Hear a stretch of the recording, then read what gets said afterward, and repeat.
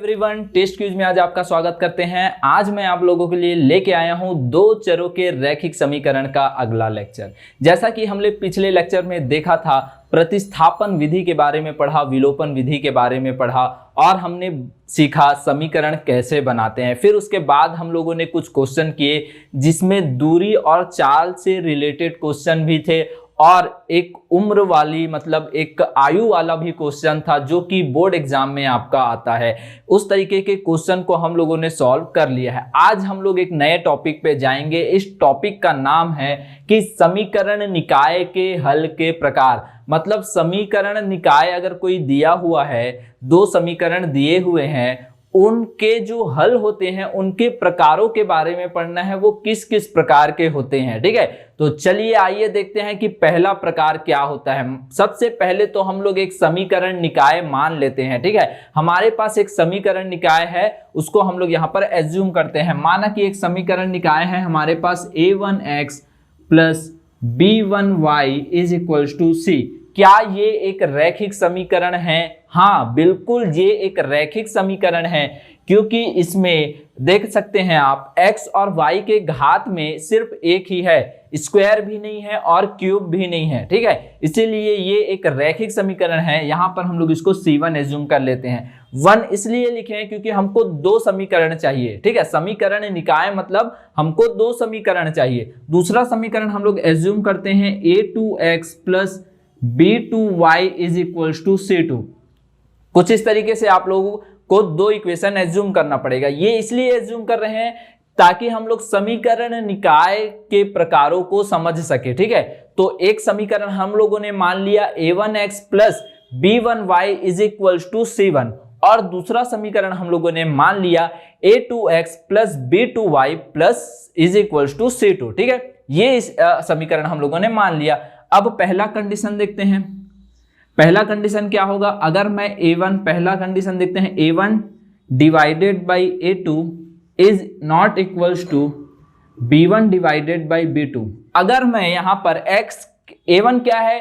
x का गुणांक है, यहाँ पर भी a2 क्या है? x का गुणांक है दूसरे समीकरण का। ठीक है, तो अगर मैं x के गुणांकों को यहाँ पर डिवाइड करूं और b1 b2 मतलब y के गुणांकों को यहां डिवाइड करूं, अगर दोनों इक्वल्स टू नॉट आता है तब क्या होगा, किस प्रकार का हल होगा? ठीक है, तब होगा हमारे पास समीकरण निकाय का अद्वितीय हल। क्या होगा? समीकरण निकाय का अद्वितीय हल। क्या होगा? समीकरण निकाय का अद्वितीय हल।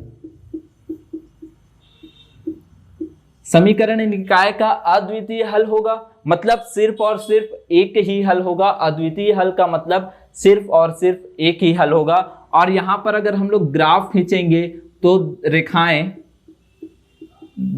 इसकी एक रेखा बनेगी और इसकी एक रेखा बनेगी। तो इन दोनों जो रेखाएं हैं, ये दोनों रेखाएं किसी बिंदु पर प्रतिच्छेद करेंगी, किसी बिंदु पर प्रतिच्छेद करेगी। ठीक है, मतलब अगर इसका ग्राफ बनाया जाए, तीनों का मैं ग्राफ बना के दिखाऊंगा आप लोगों को। अगर इसका ग्राफ बनाऊंगा, अगर इस समीकरण का एक ग्राफ, एक लाइन बनाता हूं, रैखिक समीकरण है इसीलिए एक रेखा बनेगा, और दूसरे का बनाऊंगा तो कुछ इस तरीके से बनेगा।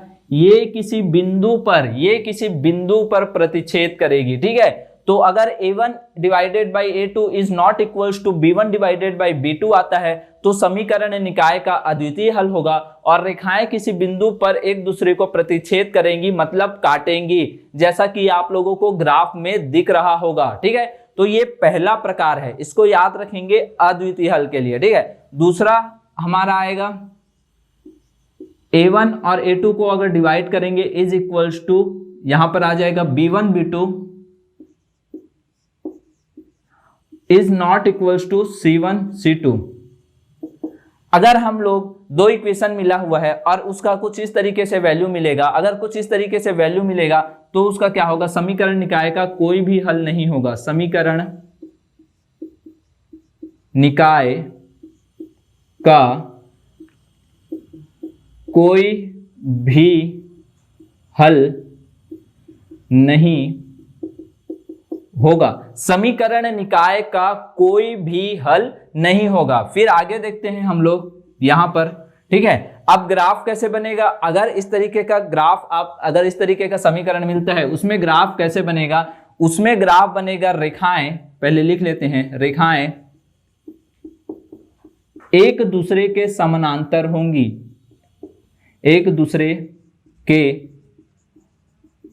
समांतर होगी, ठीक है। क्या होगी, रेखाएं एक दूसरे के समांतर होगी। अगर इन दोनों के बीच में ग्राफ खींचते हैं, पहले समीकरण, रैखिक समीकरण का मैं एक ग्राफ खींचूंगा तो कुछ इस तरीके से एक समीकरण बनेगा, और दूसरा अगर मैं रेखा खींचूंगा तो कुछ इस तरीके से बनेगा। मतलब ये जो दोनों रेखाएं हैं वो एक दूसरे के क्या होगी, समानांतर होगी, ठीक है। तो ये दूसरा कंडीशन है हमारा, A1 divided by A2 is equals to B1 divided by B2 is not equals to C1 divided by C2। इस कंडीशन में समीकरण निकाय का कोई भी हल नहीं होगा, और अगर हम लोग ग्राफ खींचेंगे तो रेखाएं एक दूसरे के क्या होंगी, समानांतर होंगी। कोई प्रतिच्छेदी बिंदु यहाँ पर हमको नहीं मिलेगा, कोई कॉमन पॉइंट हमको यहाँ पर नहीं मिलेगा, ठीक है। तो ये दो प्रकार हो गए। अब तीसरा प्रकार, चलिए आइए देखते हैं तीसरा प्रकार क्या होगा। अगर तीसरा प्रकार देखेंगे तो अगर यहाँ पर A1 divided by A2 is equals to B1 divided by B2 is equals to C1 divided by C2, अगर कुछ इस तरीके से हमको कंडीशन मिल जाता है, इस कंडीशन पे क्या होगा, चलिए आइए देखते हैं। इस कंडीशन पे होगा समीकरण निकाय के अनेक हल होंगे। कितने हल होंगे, अनेक हल होंगे, ठीक है। अगर यहां पर A1 divided by A2 is equals to B1 divided by B2 is equals to C1 divided by C2 होता है, तो समीकरण निकाय के क्या होंगे, अनेक हल होंगे, एक हल नहीं होंगे, अनेक हल होंगे। और इसमें अगर ग्राफ खींचेंगे, अगर इसका ग्राफ खींचेंगे तो रेखाएं क्या होंगी, एक दूसरे के संपाती होंगी। क्या होंगी, रेखाएं एक दूसरे के संपाती होंगी, ठीक है। क्या होंगी, संपाती होगी, ठीक है। संपाती होगी कहने का क्या मतलब है, चलिए आइए देखते हैं, ग्राफ में इस चीज को समझते हैं। अगर हम लोग रेखाएं एक दूसरे के संपाती होगी बोलते हैं, मतलब एक दूसरे के ऊपर ही लाई करेगी, ठीक है। अगर एक ग्राफ खींचा मैं इस तरीके से तो दूसरा लाइन भी जस्ट उसी के ऊपर होगा, मतलब रेखाएं एक दूसरे के संपाती होंगी। तो इस तरीके से देखे आप लोगों ने क्या देखा, समीकरण निकाय के हल के प्रकार। कितने प्रकार देखे हम लोगों ने, यहाँ पर समीकरण निकाय के 3 प्रकार देखे, ठीक है। पहला क्या देखा, A1 divided by A2 is not equals to B1 divided by B2, क्या होगा, समीकरण निकाय का अद्वितीय हल होगा और रेखाएं किसी बिंदु पर प्रतिच्छेद करेंगी, ठीक है। दूसरा क्या देखे, A1 divided by A2 is equals to B1 divided by B2 is not equals to C1 divided by C2 अगर होता है तो समीकरण निकाय का कोई भी हल नहीं होगा, ठीक है। तीसरा देखते हैं, A1 divided by A2 is equals to B1 divided by B2 is equals to C1 divided by C2 अगर होता है तो समीकरण निकाय के क्या होंगे, अनेक हल होंगे। इस तरीके से आप लोगों को ये 3 कंडीशन याद रखना है। अब हम लोग क्वेश्चन करेंगे, किस तरीके के क्वेश्चन इस टॉपिक से पूछे जाते हैं। हम लोगों ने एक्सरसाइज में देखा है कि बहुत सारे क्वेश्चंस है जो आपके बोर्ड एग्जाम पे भी आता है, तो एक्सरसाइज के क्वेश्चन मैंने राइट हैंड साइड पे लिख के रखा हुआ है। अब चलिए आइए इसको सॉल्व करते हैं। चलिए आइए देखते हैं क्वेश्चन के बारे में, ठीक है। क्वेश्चन क्या दिया हुआ है, पहला क्वेश्चन दिया हुआ है 3x plus 5y is equals to 12 और 5x plus 3y is equals to 4। इसमें हम लोगों को क्या करना है, इसमें हम लोगों को बताना है कि ये किस प्रकार का समीकरण निकाय का हल है। कितने प्रकार देखे हैं, 3 प्रकार देखे हैं। पहला प्रकार देखे अद्वितीय हल के लिए, दूसरा प्रकार देखे कि समीकरण निकाय का कोई भी हल नहीं होगा, और तीसरा प्रकार देखे कि समीकरण निकाय के अनेक हल होंगे, और वो कंडीशन हमारे दिमाग में होना चाहिए, ठीक है। मैं यहाँ पर नोट भी कर देता हूं, अगर आप लोगों को याद नहीं होगा तो A1 divided by A2 is not equals to B1 divided by B2 is, ये किसके लिए होगा, ठीक है। तो यहां पर देखते हैं A1 divided by A2 is not equals to B1 divided by B2, ये किसके लिए होगा, अद्वितीय हल के लिए होगा, अद्वितीय हल के लिए होगा, ठीक है। दूसरा देख लेते हैं हम लोग, A1 divided by A2 is equals to B1 divided by B2 is not equals to C1 divided by C2, ये किसके लिए होता है, कोई भी हल प्राप्त नहीं होगा, कोई भी हल नहीं होगा। और तीसरा कंडीशन देखे थे A1 divided by A2 is equals to B1 divided by B2 is equals to C1 divided by C2। ये किसके लिए था? अनेक हल प्राप्त होंगे, अनेक हल के लिए था। ठीक है, तो ये 3 कंडीशन था, मैंने शॉर्ट में यहाँ पर लिख दिया है जिससे आप लोगों को किसी भी प्रकार का कोई कंफ्यूजन ना रहे। ठीक है, चलिए आइए देखते हैं, क्वेश्चन सॉल्व करते हैं। क्वेश्चन दिया हुआ है, क्वेश्चन 1 हमारा गिवन है। क्वेश्चन 1 क्या गिवन है? क्वेश्चन 1 हमारा गिवन है 3x plus 5y is equals to 12 और सेकेंड इक्वेशन गिवन है 5x plus 3y is equals to 4। ये गिवन है, इसको सॉल्व करेंगे तो हम लोगों को पता है, यहाँ पर लिखेंगे सबसे पहले A1 लिखते हैं। A1 क्या है? A1 यहाँ पर 3 दिख रहा है। ठीक है, A1 इससे कंपैरिजन करेंगे किससे?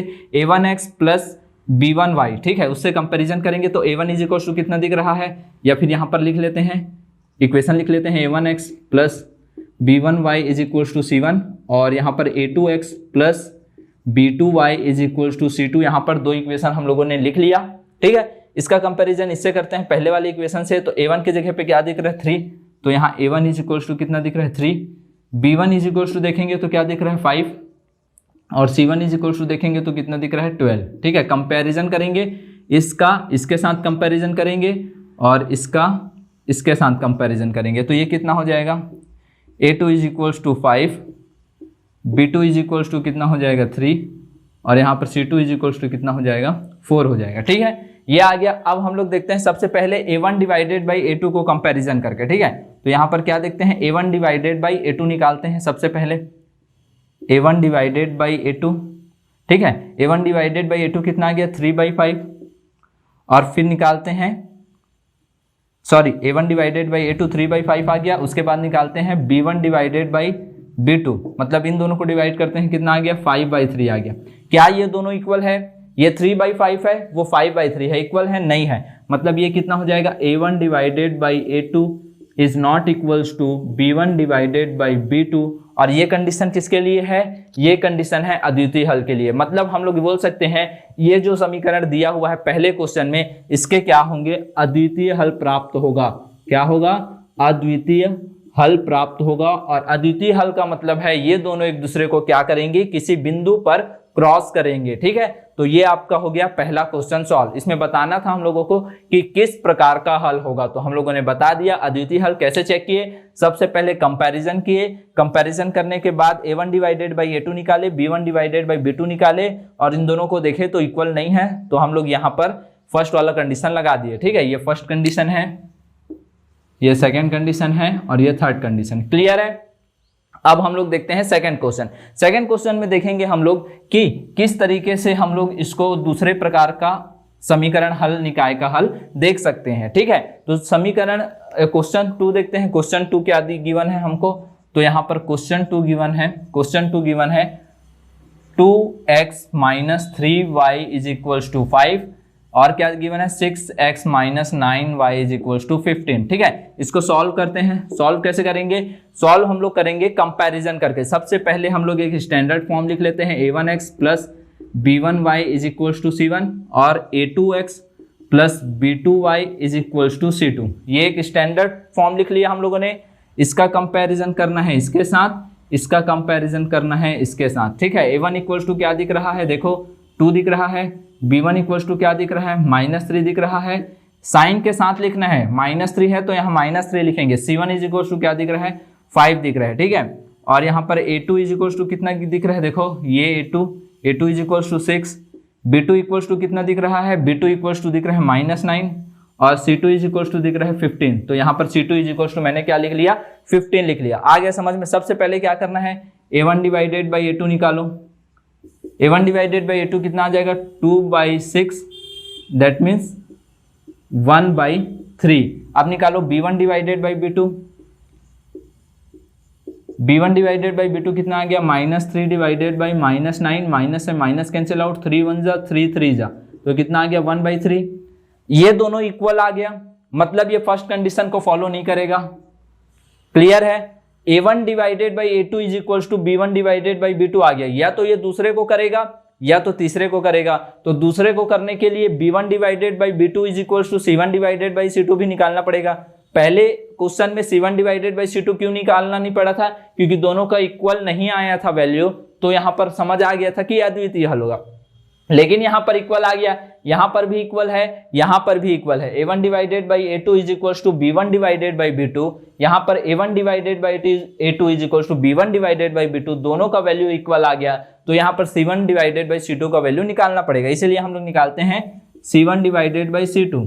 c1 डिवाइडेड बाई c2 कितना है 5 डिवाइडेड बाई 15, 5 1 जा 5 3 जा कितना आ गया 1/3। तो देखेंगे तो यहाँ पर तीनों वैल्यू इक्वल है, मतलब हम लोग बोल सकते हैं a1 divided by a2 is equals to b1 divided by b2 is equals to c1 divided by c2 आ गया। और ये कौन से कंडीशन को फॉलो करता है, मतलब दिए हुए समीकरण निकाय के क्या होंगे, अनेक हल होंगे, मतलब रेखाएं क्या होंगी, एक दूसरे के समपाती होगी। ठीक है, तो इस तरीके से देख सकते हैं आप लोग। दूसरा क्वेश्चन भी सॉल्व हो गया। चलिए आइए देखते हैं हम लोग अगले क्वेश्चन की तरफ। ठीक है, अगला क्वेश्चन क्या है हमारा, अगला क्वेश्चन है हमारा, अगर देखेंगे मेरे राइट हैंड साइड में तो नेक्स्ट क्वेश्चन में 3 क्वेश्चन है। ठीक है, अब वो कौन कौन से क्वेश्चन है देखते हैं कैसे इसको सॉल्व करना है।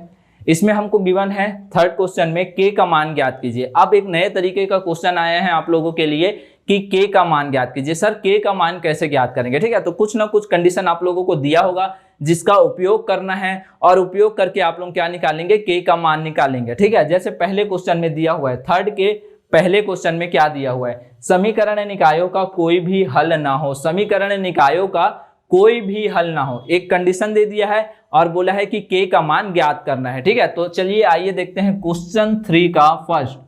क्वेश्चन 3 का फर्स्ट क्वेश्चन क्या दिया हुआ है हमको, अगर देखेंगे तो 8x plus 5y is equals to 9 दिया है पहला समीकरण। दूसरा समीकरण दिया हुआ है kx plus 10y is equals to 15, ये आपका दूसरा समीकरण दिया हुआ है। दूसरे समीकरण में अगर आप लोग ध्यान से देखेंगे तो क्या दिया हुआ है, k दिया हुआ है। तो सॉल्व कैसे करते हैं, सबसे पहले तो सॉल्व हम लोग एक स्टैंडर्ड इक्वेशन लिख लेते हैं, a1x plus b1y is equals to c1 और दूसरा a2x plus b2y is equals to c2। ये हम लोग क्या लिख लिए, हम लोगों ने लिख लिया एक स्टैंडर्ड इक्वेशन। ठीक है, इसका कंपैरिजन इसके साथ करेंगे, इसका कंपैरिजन इसके साथ करेंगे। ठीक है, तो यहां से a1 इज इक्वल्स टू कितना आ गया, देखो a1 is equals to 8, b1 is equals to आप लोगों को दिख रहा है a1 is equals to 8, b1 is equals to कितना आ गया 5 और c1 इज इक्वल्स टू आ गया 9। ठीक है, same as it is a2 देखेंगे, a2 इज इक्वल्स टू मिल गया k, b2 is equals to मिल गया 10 और c2 इज इक्वल्स टू मिल गया 15। ठीक है, a1 is equals to 8, b1 is equals to 5, c1 is equals to 9, a2 is equals to k, b2 is equals to 10 और c2 इज इक्वल्स टू 15 हम लोगों को मिल गया। अब कंडीशन क्या दिया हुआ है, समीकरण निकायों का कोई भी हल ना हो। तो समीकरण निकायों का कोई भी हल ना हो, उसके लिए क्या कंडीशन है, a1 प्रश्नानुसार लिखेंगे, प्रश्नानुसार क्या है, समीकरण निकायों का कोई भी हल ना हो, समीकरण निकायों का कोई भी हल ना हो, समीकरण निकायों का कोई भी हल ना हो तो किसको फॉलो करेगा, इस चीज को फॉलो करेगा। तो यहां पर लिख लेते हैं a1 divided by a2 is equals to b1 divided by b2 is not equals to c1 divided by c2। ठीक है, कुछ इस तरीके से हम लोग कंडीशन को फॉलो करेंगे। तो इसको लेने का जरूरत नहीं है क्योंकि k किसके पास है, a2 के पास है। ठीक है, तो हम लोग इसको नहीं लेंगे, सिर्फ a1 a2 और b1 b2 को लेंगे। तो a1 का वैल्यू पुट कर दो, 8 डिवाइडेड बाई a2 का value k is equals to b1 का वैल्यू 5 और इसका वैल्यू कितना हो जाएगा 10। ठीक है, यहाँ क्रॉस मल्टीप्लीकेशन करेंगे, k का मल्टीप्लीकेशन 5 के साथ करेंगे, 10 का मल्टीप्लीकेशन 8 के साथ करेंगे, तो k 5k is equals to आ जाएगा यहाँ पर 80। कितना आ जाएगा, 5k इज इक्वल्स टू 80 आ जाएगा। इसको आगे सॉल्व करेंगे तो यहाँ पर मैं सॉल्व कर देता हूँ, 5k इज इक्वल्स टू 80 आ गया, 5 को ट्रांसफर करेंगे तो 80 डिवाइडेड बाई 5, इसको डिवाइड करेंगे तो 5 6, k इज इक्वल्स टू कितना आ गया 16 आ गया। तो देखेंगे इस तरीके से आप लोग अगर कोई भी रैखिक समीकरण दिया हुआ है, समीकरण निकाय दिया हुआ है और एक कंडीशन दिया हुआ है, तो आप k का वैल्यू कैसे फाइंड आउट करोगे, कुछ नहीं है, आपको एक स्टैंडर्ड फॉर्म लिखना है, कंपैरिजन करके a1 a2 b1 b2 और c1 c2 का वैल्यू निकालना है।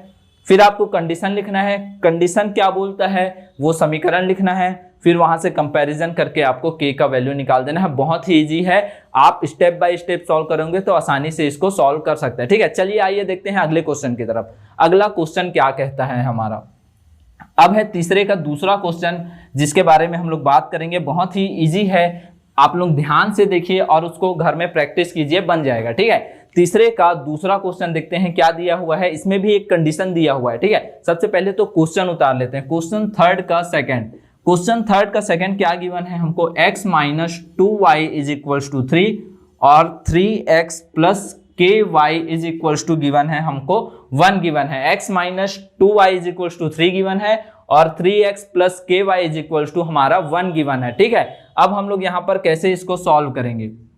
ठीक है, सॉल्व कैसे करेंगे, चलिए आइए देखते हैं। तो हमको एक हिंट दिया होगा या एक कंडीशन दिया होगा, जैसे कि इक्वेशन क्वेश्चन 2 में गिवन है समीकरण निकायों के अद्वितीय हल के लिए क्या दिया हुआ है कंडीशन हमको, अद्वितीय हल के लिए। तो सबसे पहले स्टैंडर्ड फॉर्म के साथ हम लोग क्या करते हैं, इसका कंपैरिजन कर देते हैं। Is equals to C1 A2x plus B2y is equals to C2। यहाँ पर A1 इज इक्वल्स टू क्या गिवन है, देख सकते हैं 1 गिवन है, x के सामने कुछ नहीं है मतलब 1 है। यहाँ पर B1 इज इक्वल्स टू क्या दिया हुआ है, -2 दिया हुआ है और यहाँ पर C1 इज इक्वल्स टू क्या दिया हुआ है, 3 दिया हुआ है। ठीक है, यहाँ पर देखेंगे A2 इज इक्वल्स टू क्या गिवन है, 3 गिवन है। यहाँ पर B2 इज इक्वल्स टू क्या गिवन है, यहाँ पर B2 is equals to K given है। और अगर C2 इज इक्वल्स टू देखेंगे तो यहाँ पर C2 is equals to given है 1।